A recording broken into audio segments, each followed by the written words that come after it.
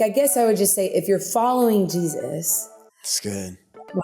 then you will be hanging out with widows and with orphans and with sick people, and you're probably going to be in some prisons, and you're going to be going to the poor and marginalized. And there is an option. We don't have to do that. We can, and he loves us and is kind, but the invitation is there from his mouth and the red letters. And so what a beautiful thing that we get invited to be a part of it.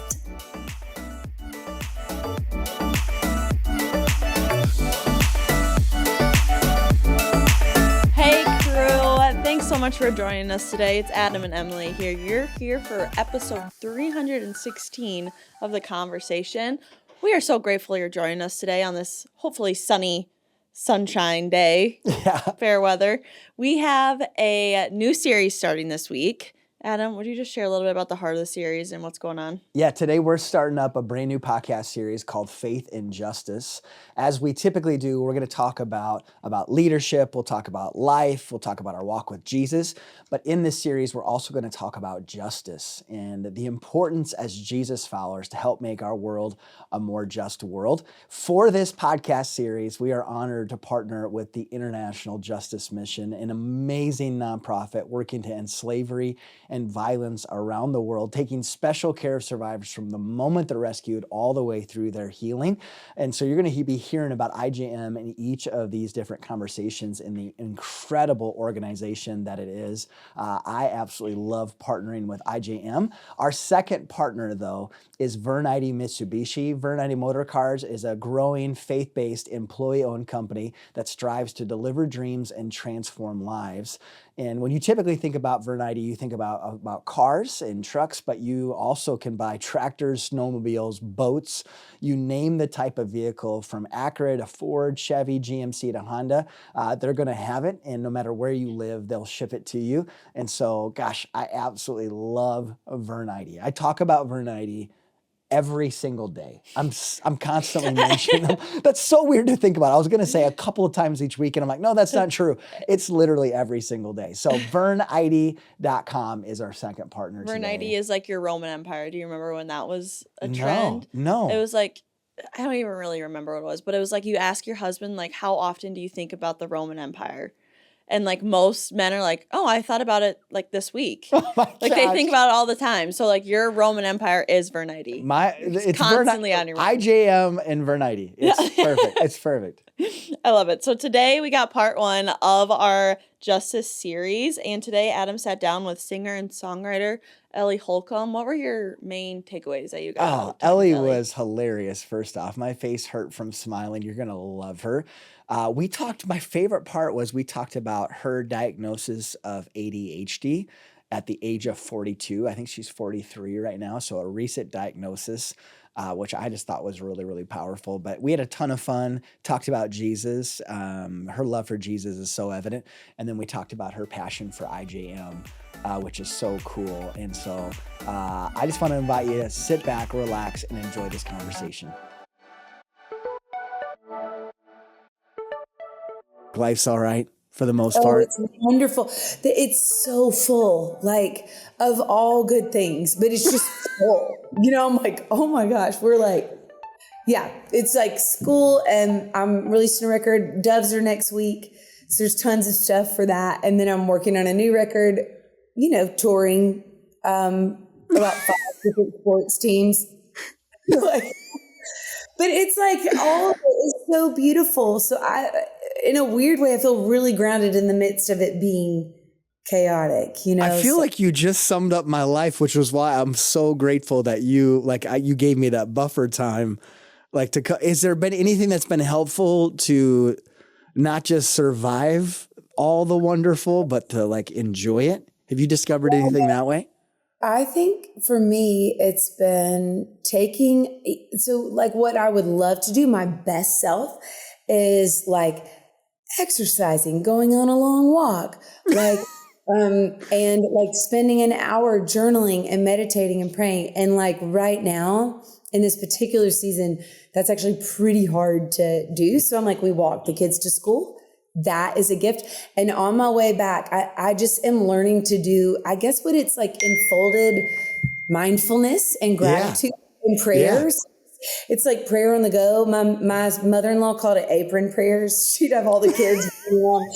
She had 4 kids, and she'd just be like, throw the apron up. So if the kids like, mom's under her apron, she's making a beat, But it's interesting, the week of our, my brother's getting married later this fall. We're doing a small home edition of a screen porch in a mudroom.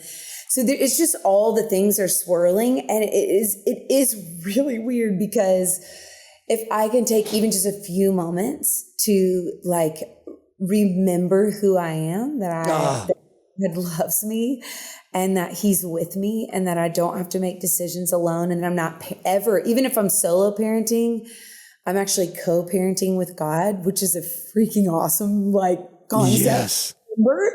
And so if I can just even a moment, and like today when all this happened, all my sweet girls were here who were helping me get ready for the doves and everything. And they just saw my face and they were like, "You're doing your best. You're doing great." And they just brought me around. So there is just a sense of I think I'm more comfortable weirdly with failure and sorrow. Balls, and then being able to ground quickly into, even in this moment that I didn't do great, I am beloved. I'm beloved of God. Ellie, you're preaching to this Yahoo right now. But this morning, I get up early so I have to have that time with God. So this morning, the last couple of days, I've kind of cheated it. So, I end up bringing my computer with. A little longer. Yeah. I end up doing this and I do that. And I really don't spend that much time with Jesus, actually. But today I had a wrestling match with myself. I was getting out of my vehicle and I kept grabbing my computer to go into this coffee shop. And it's like, no, leave the freaking computer in your vehicle. No, you're going to go sit with Jesus. So you're not a crazy person today. That's what you're going to do. You're going to go sit with Jesus. I love you so much. Do you ever talk to yourself? I'm ADHD severe. So this is when I'll be like, "Hey, I love you so much. And you're doing so many things." I will almost always use an accent, and I'm mothering myself. And I'm like, "But here's what's actually going to produce the most fruit today is you just leaving your computer there and then just dive in real quick with the Lord. Yes. 20 minutes even, and then go get the computer. Got it? Okay. Deep breath. Let's go." Well, then today I had a guy, a pastor. I'm like, who won the wrestling match, Adam? I won this wrestling match because I did leave my computer in the car. And I was like, the last 2 days, my computer won before that. So I'm 1-2 right now. But who's counting? I met with an older pastor that I'm just getting to know. He's a pastor of pastors, a guy that I'd heard about for a long time, but never really knew. So I met up with him this morning. We were supposed to talk about a few more ideas and kind of things I'm kicking around. And literally for our entire 50 minutes, he just pastored me. And I was like, I'm so grateful for this. I said this was unexpectedly one of those kind things from God, just to sit with this old pastor fella that just poured into me, prayed for my family. I'm like, you are the best. So just those little moments of God seeing you and being like, "Hey, Adam, I don't think you need to talk to him about this. I think you guys need to talk about that." And so just those sweet moments. Okay. So Ellie, the Cliff Notes version of who you are for the person who's new to you. Oh yeah. Hi. Nice to meet you. I love people so much. So I'm so glad that we're friends now. I'm Ellie Holcomb. I live in Nashville, Tennessee with my husband, Drew.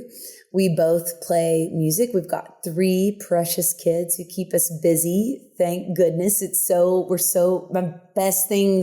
My favorite job that I have is being a mom and being home.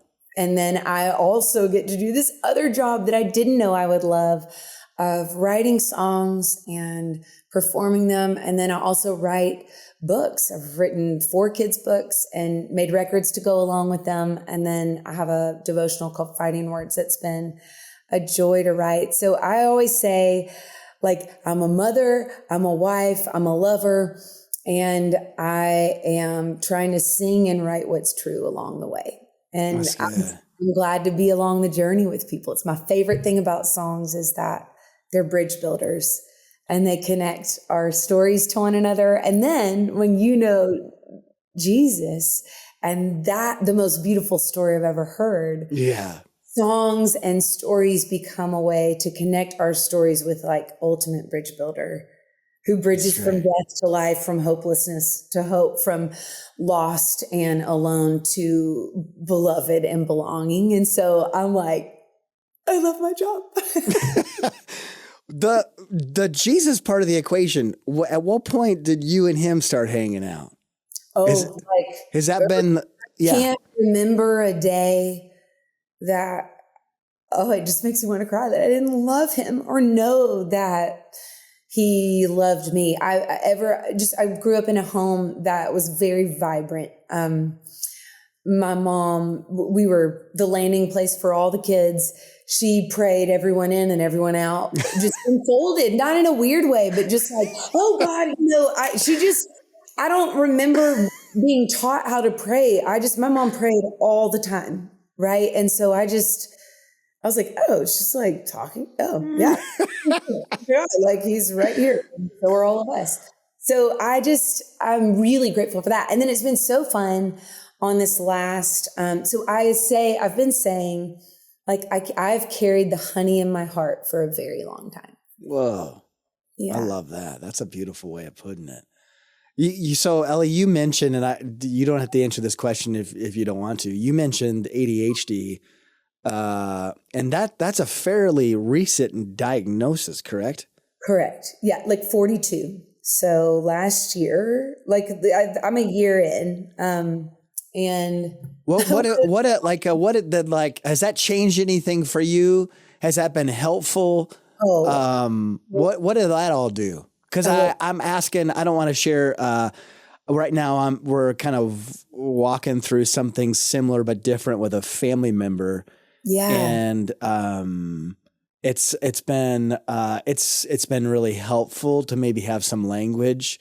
It's also been like sad, like if I'm being honest, like gosh, I really don't want you to have to walk that journey, but I feel like even as again, as a family member, it's been helpful to have some language for like, okay, this is helpful information to know. Dude, so I'll stop talking. No, this is so again, back to my mom. I'm the oldest of 5 kids. And first of all, I'm sorry you're walking through that. And I genuinely believe that God makes our brains and our body, he makes all of us different and gives us different ways of seeing and processing and different giftings and different weaknesses. So we need each other. And so I have a neurodivergent brain and I love it. I love that God made me this way. And there are some challenges. And so I was the oldest of 5. My mom has severe ADHD and my 3 brothers. And then very often females are diagnosed later in life because we're tend to be people pleasing, which is very much my story. I'm a recovering perfectionist. And so it's a big deal. And I'm a 7 on the Enneagram who hates pain. So it's a big deal that I can say earlier today, like, oh my gosh, I have really messed up today. And I can own it and say, I'm so sorry for being late and know that I'm beloved at the same time. And there's some invitations to growth in this for me. I'm like, I need to look at my calendar the night before clearly because I thought today was Tuesday. So fine. Literally, that sounds crazy to some people, but for an ADHD brain, I was finding a hip hop costume for my daughter until 10:30 last night because it's homecoming week and she's hip hop rap genre. And I was like, we got to go to the basement to get you my suit pants from high school, obviously. Yeah. But I thought today was Tuesday. But she looks really good. So that's just like a little window into the ADHD brain. But I I was always the most responsible kid in my family. And I went to college. So many things make so much sense now. Because they're like, there's no way you have ADHD. You're so responsible. Yeah. Right? Yeah. So I love learned a lot of, so apparently studies show that girls with ADHD parents, which I think my dad, but he hasn't got diagnosed yet, but I will be 0% surprised if he ends up being too. I'm like, it's just a matter of time. Yeah. Because it is genetic a bit, but like it has been so beautiful. Like I went to college and I came looking back on these stories now, I went to college and I came back and I was like, guys, we are in trouble because I am like the responsible one and I am a total mess in college. Like, I am not actually responsible at all. Like people think I'm flighty and I feel like I'm responsible here in this fishbowl. And so I was like, we might need some help. And so it makes a lot of things make a lot of sense. So I married a like logistical ninja. So Drew is like so incredibly organized. So it wasn't until, and then I have a ton of help with work. My team is amazing. Yeah. So it wasn't until I had kids at 3 different schools, 3 different sports. And that's sort of my like lane that I'm like the CEO of, you know, like I'm traffic control on that. And it was taking me like 4 hours to write out 1 week in a calendar. And I was like, I think something is off. And so it's just been really cool to trust my gut, to learn to trust my gut and be like, I think that I might need to go to get this checked out because I don't want to hire a personal assistant to schedule my kids' soccer practice. Yeah. Yeah. So there's been some grief in it, but then there's also been like so much understanding. And then it's helped me with one of our kids. I was like, oh my gosh, like you're saying, the language surrounding it is so helpful. An ADHD brain is a Ferrari brain with bicycle brakes. Whoa. And so you're literally like have run the stoplight and you're like, oops, I forgot that was a stoplight. And so it has been so helpful to have a framework for how, like what he just actually can do and where he thrives, and then what's really hard for him to be able to sort of like stair step things for him and for myself. I'm like, so good. So we take our brain vitamins together is what we call it. We're both on medication, which that was a wrestling thing. And I think for me, for him, and I think for some kids, like I was able to cope and like kind of get the skills. But I think it would have been really helpful. Like I had to take the ACT 9 times. Yeah. Yeah. To get a somewhat decent score. And my biggest struggle is decision making. And I'm like, oh. You said grief. Has that been true? Do you feel any of that for you? Oh, yeah, that's mainly what I mean. I am just like, I think there's like a, what is that? Explain that. Explain like what that looks like if you're willing. No, absolutely. I think, probably a lot, well, for me, at least I can say, but I think probably a lot of ADHD people feel like I'm too much. Like, and that has been sort of like, you're too much, like, because you have a ton of energy and a lot of words and a lot of ideas. And so there is, that's been like a journey for me with the Lord, right? Yeah. Like a long time. And when my sister got diagnosed as an adult, like with ADHD, and all of a sudden I was like, wait, if you have ADHD, I probably definitely haven't. She was like, well, just maybe go get checked out. And I mean, and I'd done it anyway. I'd done everything to try to support my brain. Neurofeedback, lens therapy. We're in spiritual direction. I'm doing counseling. I'm really started to go to bed earlier. I've cut out gluten. Like I'm trying all these natural ways to support my brain. And it's just, I think the grief was when I told my team about it. I was on tour. I was opening for Lauren Daigle. And I was like, y'all, I'm starting to wonder if like I have ADHD. And literally my entire team and band was laughed, not in a mean way, but they were like, for sure. I was like, wait, what? But I get so much done. And they're like, well, yeah, it's really like a facet of ADHD is like you accomplish a lot, but like you definitely have this. And I was like, so I think there was some like, I think because of the context that I grew up in, there was like some self-awareness. And then I think for me, I like that, like I'm too much.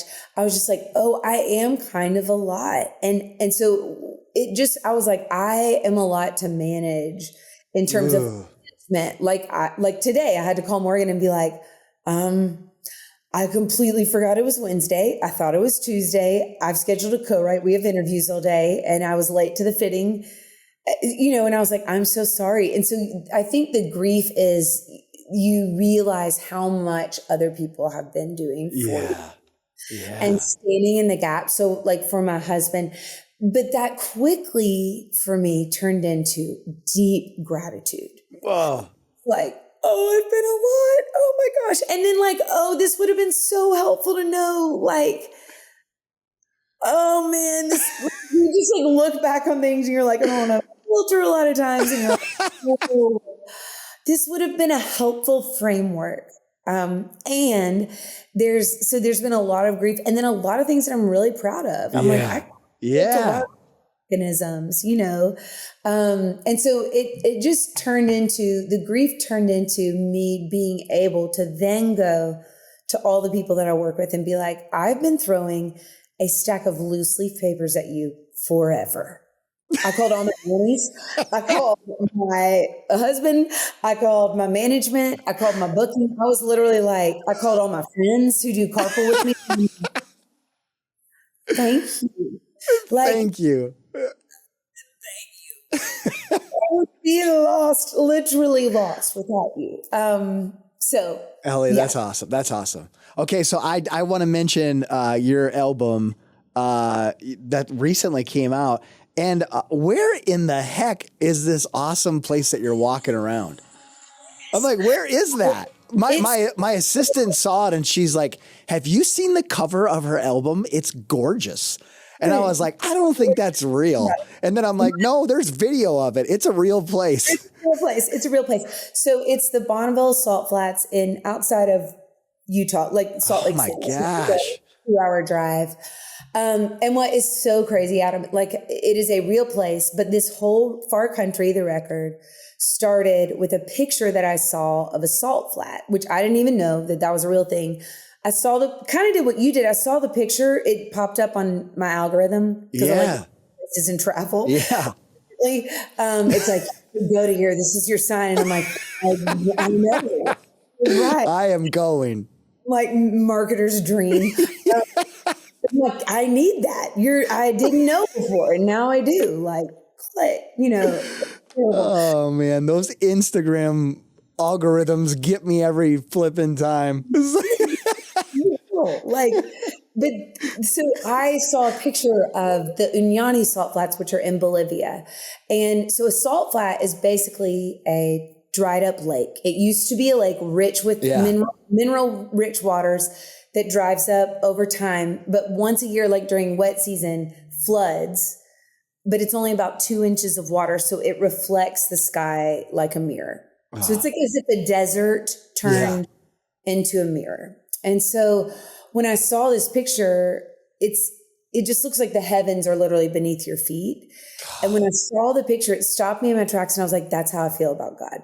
Like he's bigger than I have ever known. I continue, my heart and understanding of God continues to expand. And I think part of why the image resonated so much with me was indicative of where my heart and my spirit was.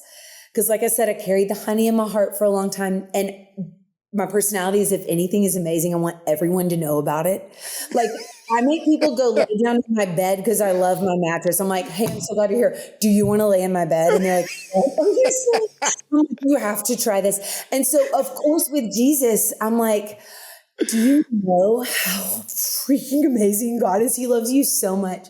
So I've been going to the living waters that I've tasted from the time that I was little and just being like, you have to try this. Like, taste and see that the Lord is good. He's so good.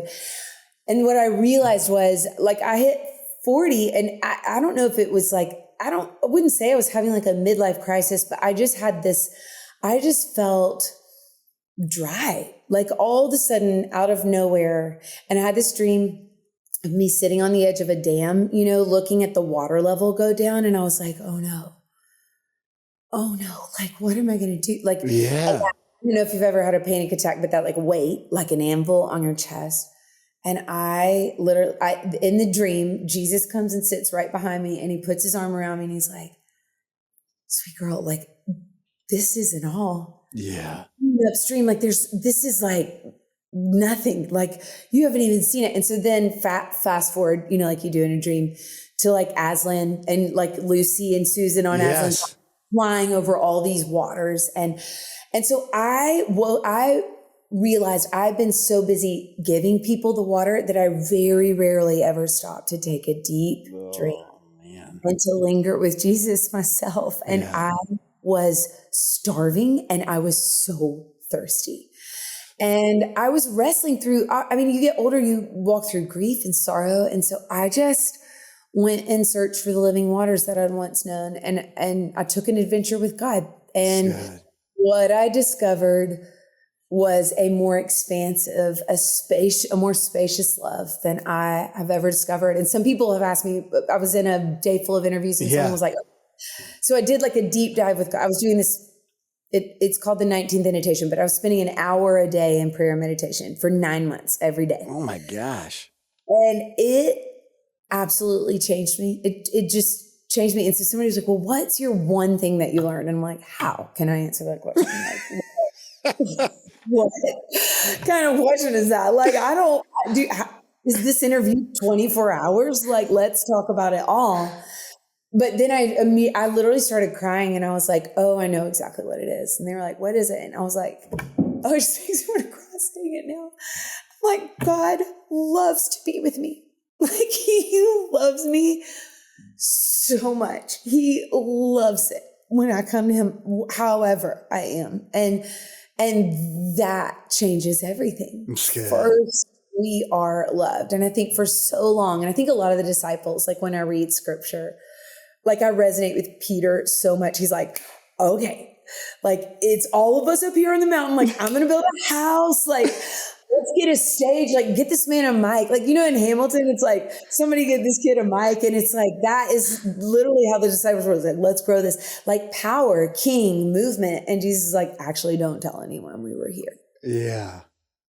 We're going to move at the pace of relationship. The pace of the kingdom is so much slower often, not always, but then I think, and so I did like doing love, like I'm like, God loves me and I want to love people because I love God. And there's something very pure and beautiful about that. Yes. And I think what I'm beginning to see is there's this like generative multiplied thing that happens when we do the thing of just like sitting with Jesus, like just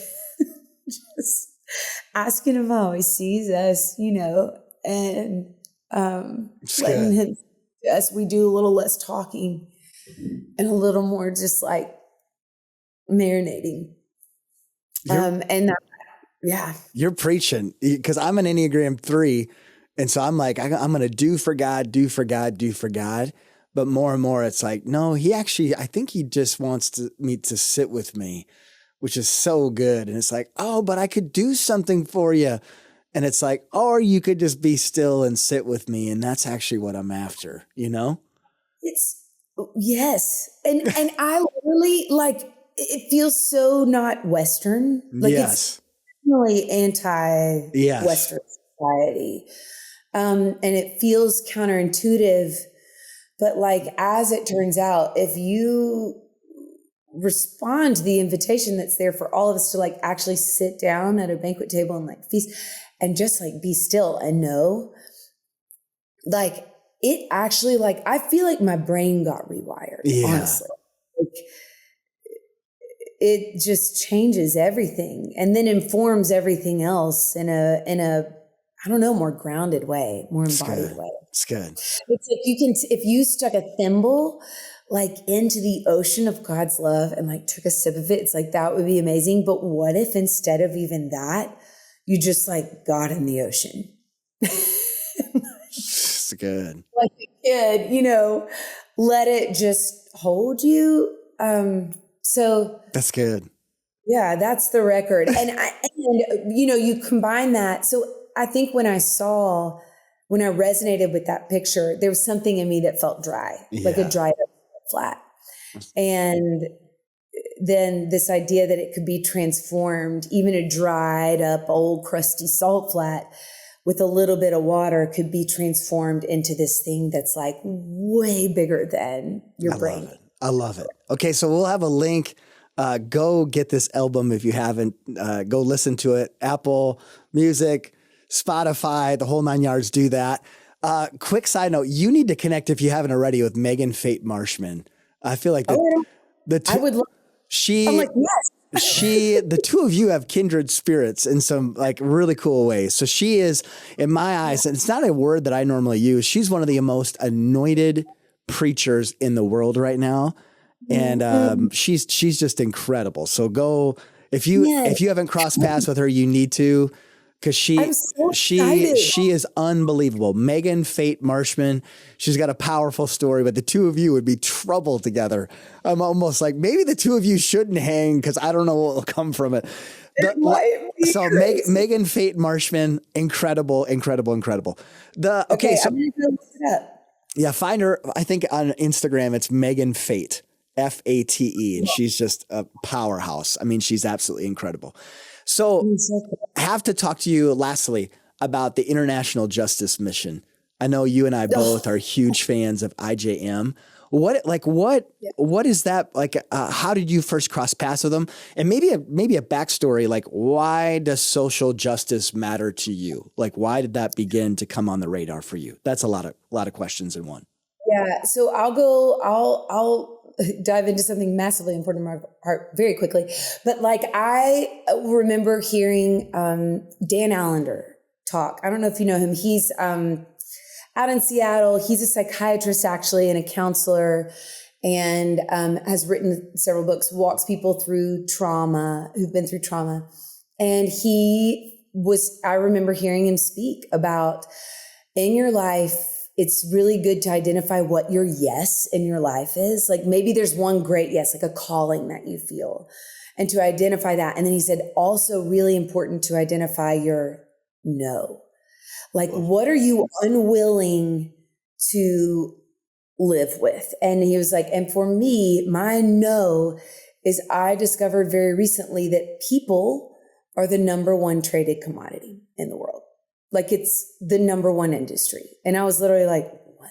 And I was like, yeah, people make money at jobs. And so that is my first time understanding like slavery, modern day slavery still exists. Yeah. And I remember coming home and being like kind of rattled by that and being like, well, this is obvious, just feeling a no rise up in my heart, I guess. And so it started there. And then right around that same time, I heard Sarah Groves, who's one of my artists ever. Her Conversations album to this day grabs my soul. So I cut you off. Sorry.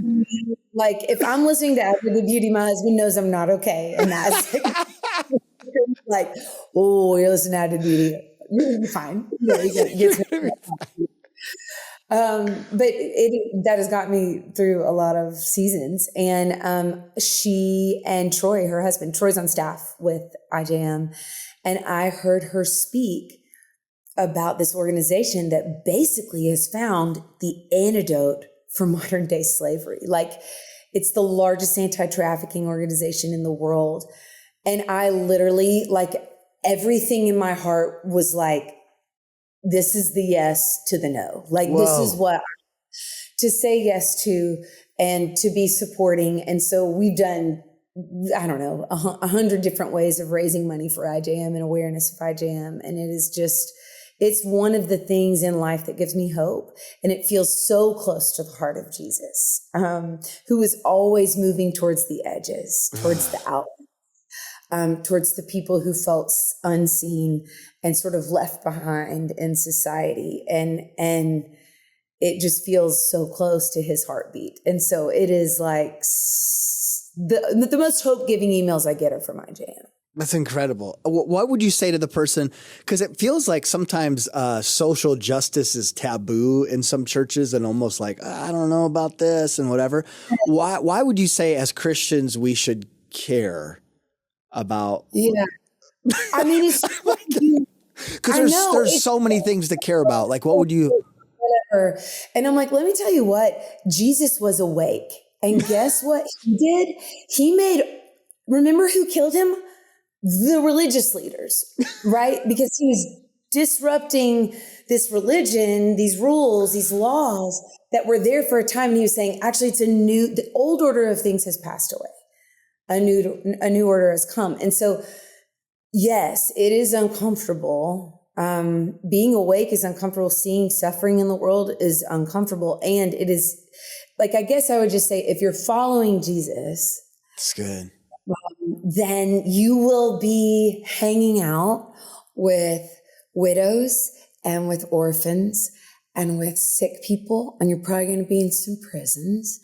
And you're going to be going to the poor and marginalized. And there is an option. We don't have to do that. Like, we can, and he loves us and is kind, but the invitation is there. That's good. From his mouth in the red letters. And so what a beautiful thing that we get invited to be a part of it.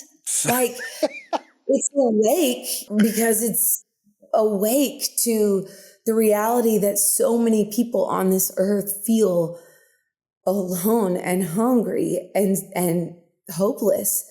And we get to wake up and see those people and be the people whose feet are fitted with the readiness that comes from the gospel of peace. That's so good. Oh my gosh, you laid it down. What would be your specific challenge to someone listening with IJM or just in general? Like, how should I be a part of it? What would you say to that? Yeah, so go to ijm.com. They literally have like a video that will explain what they do. It's very quick and it is incredible. It's incredible. It's incredible.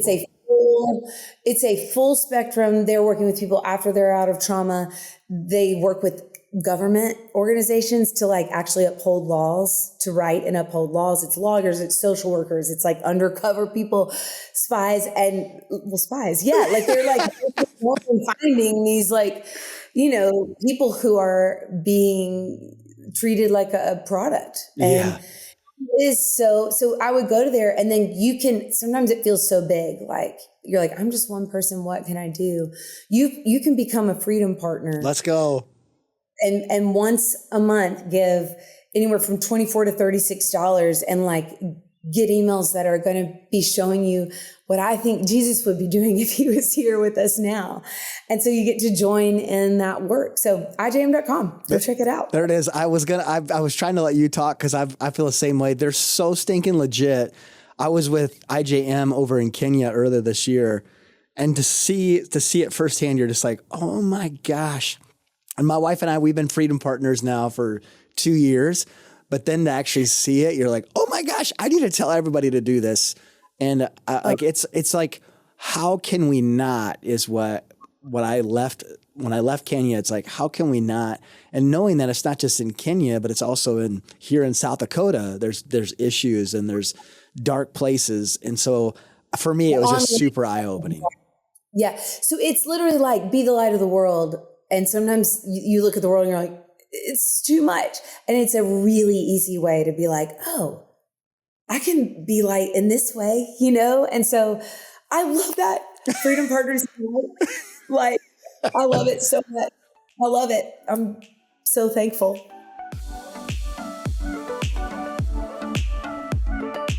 Hey guys, I hope you loved that conversation with Ellie. I just want to stress, we talked about becoming a freedom partner with IJM. I want to encourage you to do that. Go to ijm.org right now and just find out more about becoming a freedom partner. A freedom partner is just a monthly giver to IJM on a monthly basis. I want to encourage you to become a freedom partner as well. So go to ijm.org. Huge thanks and shout out to Ellie, to IJM, to Vernetti Motor Cars. And last but not least, thanks to all of you who listen in. We don't take it lightly at all. Have an awesome rest of your day. Thanks, guys.